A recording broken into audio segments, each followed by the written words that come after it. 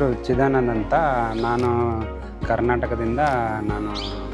ನಂದು ನೇಟಿವ್ ಬಂದು ಚಿಕ್ಕಜೋಗಳ್ಳಿ, ಕೂಡ್ಲಿಗಿ ತಾಲೂಕು, ವಿಜಯನಗರ ಡಿಸ್ಟಿಕ್ಕು, ಕರ್ನಾಟಕ.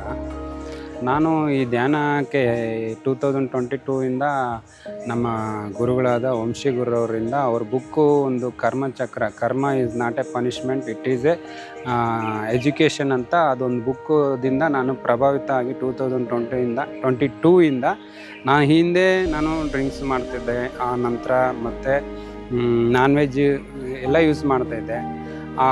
ಆ ಬುಕ್ನಿಂದ ನನಗೆ ಅದರಲ್ಲಿ ನಾವು ಒಂದು ಜೀವಿಗೆ ತೊಂದರೆ ಕೊಡಬಾರ್ದು, ಆ ಜೀವಿನ ಹಾನಿ ಮಾಡಬಾರ್ದು, ನಾವು ಧ್ಯಾನದಿಂದ ನಮ್ಮ ಎಲ್ಲ ಸಮಸ್ಯೆಗಳಿಂದ ಆಚೆ ಬರ್ಬೋದು ಅಂತ ಅವರ ಬುಕ್ನಿಂದ ನಾನು ಪ್ರಭಾವಿತನಾದೆ. ನಂತರ PSSM ಮೂಮೆಂಟಲ್ಲಿ ಸುಭಾಷ್ ಪತ್ರಿಜಿಯವರು ಅವರ ಜ್ಞಾನದೃಷ್ಟಿ, ಅವರ ಜ್ಞಾನ ವಿಚಾರಗಳೆಲ್ಲ ಸ್ವಲ್ಪ ತಿಳ್ಕೊಂಡ್ವಿ. ನಂತರ QLU ಕ್ವಾಂಟಮ್ ಲೈಫ್ ಯೂನಿವರ್ಸಿಟಿ ಅವರು ಫೌಂಡರ್ ಆದ ಡಾಕ್ಟರ್ ನ್ಯೂಟನ್ ಮತ್ತು ಡಾಕ್ಟರ್ ಲಕ್ಷ್ಮಿ ಅವ್ರದ್ದು ಒಂದೇ ಮೈತ್ರಿಯ ಪ್ರೋಗ್ರಾಮಿಂದ ನಾನು ಅಲ್ಲಿಗೆ ಹೋಗಿ ನನ್ನ ಪ್ರಕೃತಿಗೆ ನನ್ನ ಮನಸ್ಸು ಎಲ್ಲ ತುಡಿತಾ ಇರೋದು ಪ್ರಕೃತಿಗೋಸ್ಕರ ತುಡಿತಾ ಇರ್ತದೆ. ಆ ಪ್ರಕೃತಿಯಲ್ಲಿ ನನ್ನ ಕನೆಕ್ಟ್, ಒಂದು ತಾಯಿಗೆ ಮಗುಗೆ ಯಾವ ರೀತಿ ಸಂಬಂಧ ಇದೆ, ಆ ಒಂದೇ ಮೈತ್ರಿಯಲ್ಲಿ ನಾನು ತಿಳ್ಕೊಂಡು, ನಾನು ಎಕ್ಸ್ಪೀರಿಯನ್ಸ್ ಪಡ್ಕೊಂಡು, ಇನ್ನು ನಾನು ನನ್ನ ಈ ವೃತ್ತಿಯಲ್ಲಿ ನನ್ನ ಬೇಸಿಕಲಿ ವೃತ್ತಿ ಬಂದು ನನ್ನದು ಪೊಲೀಸಲ್ಲಿ ಪ್ರೆಸೆಂಟು ನಾನು ಅಸಿಸ್ಟೆಂಟ್ ಸಬ್ ಇನ್ಸ್ಪೆಕ್ಟರ್ ಆಗಿ ಬೆಂಗಳೂರಲ್ಲಿ ಕೆಲಸ ಮಾಡ್ತಾ ಇರ್ತೀನಿ. ನನ್ನ ಮನಸ್ಸೆಲ್ಲ ಪ್ರಕೃತಿಗೆ ಅಟ್ಯಾಚ್ ಆಗಿದೆ. ಆನಂತರ ನನಗೆ ಆ ಒಂದೇ ಮೈತ್ರಿಯಲ್ಲಿ ಒಬ್ಬ ಫ್ರೆಂಡ್ ಸಿಕ್ಕರು, ಅವರು ದಿವ್ಯಾ ಅಂತ.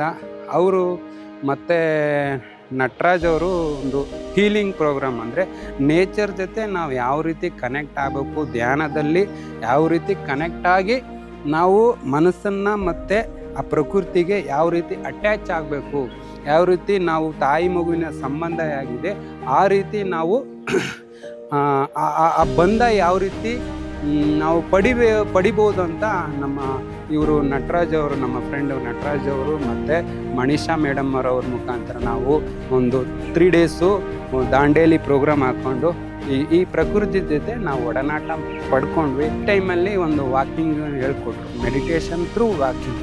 ಅಂದರೆ ಕತ್ಲಲ್ಲಿ ನಾವು ನಮ್ಮ ಜೊತೆ, ನಾವು ಪ್ರಕೃತಿ ಜೊತೆ ಯಾವ ರೀತಿ ನಾವು ಭಯ ಇಲ್ದಲೇ ಒಂದು ಮುಂದೆಜ್ಜೆ ಇಡ್ಬೋದು ಅನ್ನೋದನ್ನ ಅವರು ನಮಗೆ ಹೇಳ್ಕೊಟ್ರು. ನಂತರ ನಮ್ಮ ದಾಂಡೇಲಿ ಪ್ರಕೃತಿಗೆ ಹೋಗಿ ನಂತರ ಒಂದು ಕೇವ್ಸ್ ಇತ್ತು, ಅಕ್ಕಮಹಾದೇವಿ ಕೇವ್ಸ್ ಅಂತ, ಅದು ಉಳಿವಿ ಹತ್ರ ಇದೆ. ಆ ಕೇವ್ಸಲ್ಲಿ ನಮಗೆ ಧ್ಯಾನ ಮಾಡಿದಾಗ ಇನ್ನರ್ ಸೈಲೆನ್ಸು, ನಮ್ಮ ಮೈಂಡು ಒಂದು ಕಂಟ್ರೋಲ್ ಸ್ಥಿತಿಗೆ ಬಂತು. ನಮ್ಮ ಮನಸ್ಸು ಎಲ್ಲೆಲ್ಲೋ ಹೋಗಿ ಆಲೋಚನೆಗಳ ಸ್ಥಿತಿಯಲ್ಲಿದ್ದದ್ದು ನಮಗೆ ಶಾಂತ ಸ್ಥಿತಿಯಲ್ಲಿ ಬಂದು ನಾವು ಧ್ಯಾನನ ಮಾಡಿದ್ವಿ. ಆ ಎಕ್ಸ್ಪೀರಿಯೆನ್ಸು ನನಗೆ ತುಂಬ ಅನುಕೂಲ ಆಯಿತು. ಮತ್ತು ಅದು ತುಂಬ ಎಕ್ಸ್ಪೀರಿಯೆನ್ಸು, ಪಾಸಿಟಿವ್ ಎನರ್ಜಿ ನಾನು ರಿಸೀವ್ ಮಾಡಿದೆ ಅಂತ ನಾನು ಈ ಸಂದರ್ಭದಲ್ಲಿ ಹೇಳ್ತಾ ಇರ್ತೇನೆ.